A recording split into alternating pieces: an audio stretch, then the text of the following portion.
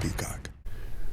Okay, well, after a promising start to the season for the Falcons, the last 2 weeks, J-Bell, they have been so disappointing. First, a road loss to the rival Saints.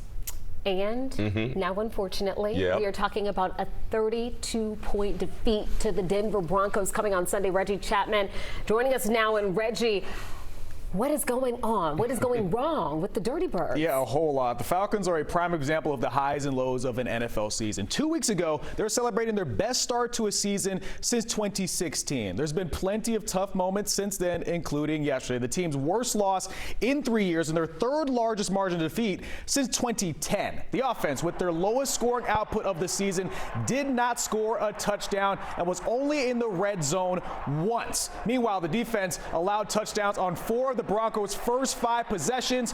Post-game, head coach Raheem Morris said they were simply out-physicaled, something he explained in greater detail to reporters this afternoon. You got to learn how to love to be miserable. And yesterday we did not learn that lesson. You know, like we were not engaged in being miserable, right?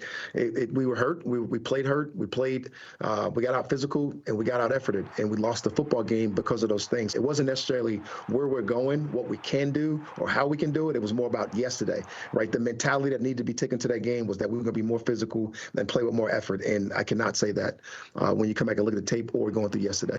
Thankfully, this group will have some time off to adjust and get healthy during the bye week. All right, meanwhile, this weekend, the Vibes are much better in Athens after a 14-point win over Tennessee. UGA will learn its latest college football ranking tomorrow night, but they should be in good place as long as they win their final 2 games against UMass and Georgia Tech. What a difference a week makes. Ole Miss overwhelmed Georgia, and the Dogs regrouped at home to vanquish the Vols on Saturday. Carson Beck looked like the guy who was high on most preseason watch lists, and the Dog defense pitched a shutout in the second half. Today, Coach Kirby Smart offered this when asked about the resiliency of his team.